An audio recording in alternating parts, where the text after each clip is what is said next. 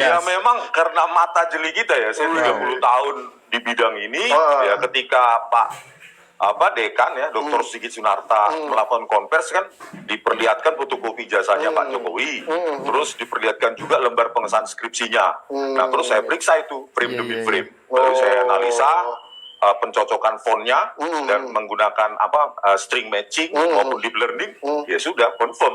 Jadi kalau ini dibawa-bawa ke politik saya kira kurang tepat ya. Jadi ini nggak ada unsur politik. Nggak ada urusannya dengan politik.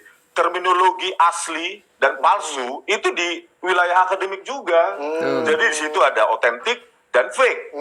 Di fake analisis itu adalah sebuah bidang di dalam forensik. Jadi tidak ada kaitannya dengan politik. Lagi pula kan Pak Jokowi udah selesai ya. Maksudnya artinya kan ya saya kalau mau menjatuhkan nggak ada ya intention politiknya kan. Karena kan kalau dia masih berkuasa, ada proses kayak gini, mungkin ada politiknya unsurnya ya. Iya. Tapi kalau ini benar-benar pure akademik ya. Iya, motivasinya adalah supaya nanti ke depan tidak ada lagi presiden seperti ini. Gitu loh, presiden buruk bahwa terjadi maladministrasi. Jadi KPU bisa lebih bekerja keras untuk memeriksa dokumen-dokumen, bukan hanya di atas meja, tetapi pergi ke lapangan. Terus tanyakan ahli ini fake atau otentik kan begitu. Kalau Mas Roy itu kan lulusan UGM, Dr. Tifa juga lulusan UGM. Kalau Mas Rismon ini, Bung Rismon ini lulusan UGM asli ya. Jadi yang sebenarnya UGM, maksudnya istilahnya alma mater UGM yang peduli ya. Iya. Tentang keberadaannya ataupun reputasi UGM di mata publik, kira-kira seperti itu ya. Iya. Jadi bukan ada angle untuk kemudian mendiskreditkan UGM juga, justru malah sebenarnya ingin melindungi UGM daripada persoalan-persoalan seperti ini ya. Kira-kira seperti itu. Iya, memang UGM yang mengeluarkan ijazah, tetapi UGM juga harus tunduk pada kebenaran ilmiah. Jadi kebenaran ilmiah itu yang lebih absolut, lebih berotoritas daripada statement dari pejabat negara ataupun pejabat perguruan tinggi gitu. Karena begini, Bang, kalau teknologi yang belum ada digunakan, belum lahir, tetapi digunakan tahun 1985, itu kan kebenaran ilmiahnya absolut fake. Absolut palsu. Makanya saya bilang, fake maupun otentik itu terminologi ilmiah, bukan terminologi politik. Jangan dibawa-bawa ke arah situ. Karena ada studi tentang fake analysis, itu advance itu. Bidang advance dalam akademik gitu. Oh, luar biasa ya. Nah, ini kan tiba-tiba ada retaliasi atau istilahnya serangan balik lah kalau dalam bahasa kerennya gitu ya. Nggak takut tuh Bung Rismon. Ini kan yang dihadapi nih mantan presiden nih, nggak main-main gitu. Sepanjang yang kita berikan adalah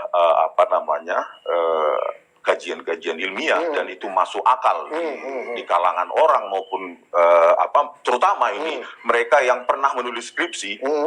Di tahun sebegitu ya, tahun 1985, mereka akan membuka lagi skripsinya. Oh iya, lembar pengesahan skripsi saya mesin ketik, karena memang teknologi saat itu yang ada cuma itu. Iya, Brothers itu kan pakai tenaga uap. Ada sister lagi, ya kan? Kok bisa di UGM yang kampus rakyat itu pakai teknologi sudah sangat tinggi, prosesor Microsoft Office di Microsoft ya operating sistemnya. Dan itu sejak 1992. Teknologinya juga sudah Windows 311 aja 1990-an ya. Ada algoritma penyesuaian kata. Tapi 85 udah ada WordStar ya? WordStar 3 kok nggak salah. WordStar, WordPerfect sudah ada, terus Highwriter lah tulisannya Highwriter bacanya. 1986. Itu sudah ada memang, tetapi jarang lah. Bukan, Bang.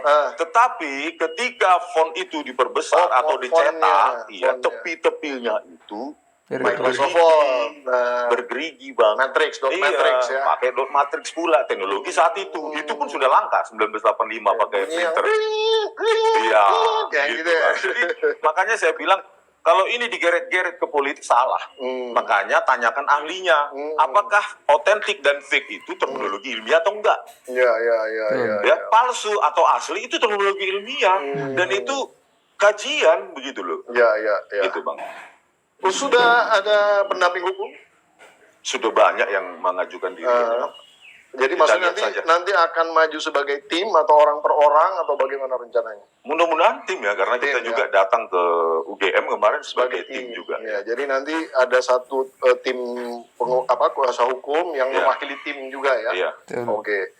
Udah ada strategi kira-kira untuk, ya maksudnya bukan strategi lah, artinya kira-kira nanti di dalam konteks fakta hukumnya tuh kan katanya dituntut pasal berapa? 110 ya? 160. 160. Penghasutan. Oh, penghasutan malah ya, bukan 110 ya? Kalau 110 pencemaran nama baik kan? Iya.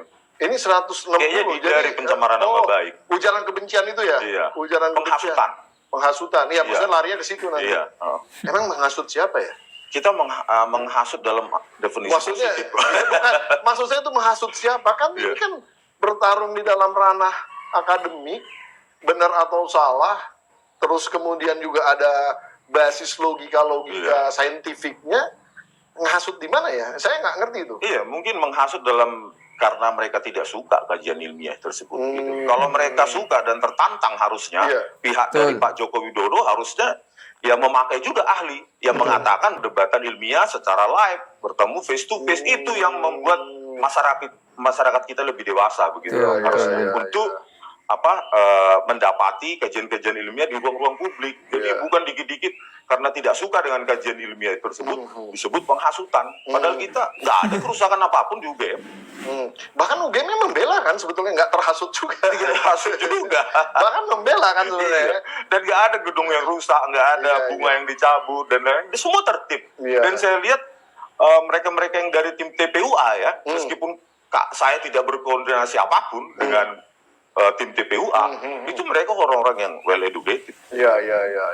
Nah, dari perspektifnya Bung Rismon sendiri, di dalam konteks melihat UGM ini, dengan cara mereka kemudian menyampaikan fakta-fakta yang ada, bukti-bukti yang ada, itu mereka kira-kira sudah terpengaruh atau masih mempunyai objektivitas? Ini kita silakan, ini opini aja ya. Opininya, indikasinya ya menutupi ya. Menutupi ya. Karena begini, harusnya kan ketika kita datang, ya mereka kan menyediakan ahli juga harusnya, mendampingi mereka, baru terjadi di sana perbuatan ilmiah. Kan ada teknik di sana, teknik elektro. Ya oke, bagaimana kira-kira merekonstruksi lembar pengesahan skripsi yang sedemikian cantiknya dengan teknologi font yang sudah sedemikian tinggi pada tahun 1985. Saya juga ingin technical opinion dari mereka gitu. Tetapi itu tidak ada, Bang. Yang ada adalah mereka tidak menyediakan apapun dokumen di depan mereka, hanya sekedar buku tulis dan menantang jika mau membuka ini dokumen ya di pengadilan kan. Ada satu fakta yang dimunculin, yaitu skripsinya diberikan oleh UGM kan, sebenarnya dikasih lihat kan, dan Mas Roy sempat scan katanya dengan kamera yang bagus dan lain-lain itu. Nah, pertanyaan saya, UGM punya barang ini tuh, kalau misalnya, mohon maaf nih ya, kalau misalnya ini palsu ataupun rekayasa yang tadi disampaikan gitu, UGM akan kena dong nih. Ataupun rekayasa yang tadi disampaikan gitu, UGM akan kena dong nih. Jelas, makanya saya bilang UGM harus jujur. Karena you cannot cheat the evolution of technology. Kalian walaupun universitas yang terbaik sekalipun tidak akan pernah bisa membohongi evolusi teknologi. Itu ada catatan yang sangat ketat. Mereka, perkembangan mereka itu tercatat dengan dengan administrasi yang super ketat. Jadi nggak mungkin, saya bilang, makanya tidak bisa mereka menjawab, Bang, pada saat pertemuan itu. Bagaimana mungkin lembar pengesahan skripsi seperti ini diproduksi tahun 1985? Coba technical opinion dari ahli dari UGM, nggak bisa gitu. Terus ada juga fakta bahwa pembohongan juga, mereka menyajikan satu lagi skripsi dari atas nama temannya Pak Jokowi, katanya atas nama Saminuddin Barorito. Itulah yang kami tampilkan, ternyata bukan skripsi tapi tesis. Aduh. Jadi mereka mengungkapkan fakta pembohongan lagi UGM itu supaya sama dengan lembar pengesahan skripsi Joko Widodo yang sudah teknologi fontnya sudah sangat tinggi, yang tidak sesuai pada zaman 1985. Tetapi kedapatan lagi di situ tesis bukan skripsi, dan secara administratif tidak pas, tidak lengkap, hanya ditandatangani dosen pembimbing, pengujinya kosong, dekannya kosong. UGM itu bukan kampus abal-abal. Iyalah. Ketat secara administratif, nggak boleh lulus kalau ini nggak lengkap tanda tangannya. Jangan membodohi UGM. Betul, Bung. Saya berasal dari sana. Minum dulu Bang ya. Silahkan, santai aja. Harus terhormat lah sebagai basis daripada pemikiran-pemikiran akademik, sumber daripada ilmu pengetahuan. Kampus itu harus objektif dan harus transparan di dalam konteks penyampaian apapun juga, terutama dalam isu-isu yang berhubungan dengan masalah ijazah ini ya. Karena nggak main-main, kalau nggak nanti semua orang bisa ya nyuruh-nyuruh orang buat ijazah kan, susah juga kan kalau kayak Ijazah gitu. kan nggak pernah ada kalau tidak proses A sampai B, proses akademik itu lengkap dan saya tanyakan juga ya catatan akademik KKN boleh kerja nyata, katanya masih dicari. Kan kacau menganggap bahwa Pak Joko Widodo sudah menyelesaikan studinya tapi tidak ada catatan akademik KKN. Itu enggak berarti tidak ada atau belum ada. Silakan dicari dan itu harus dihadirkan di persidangan. Iya. Nah, kalau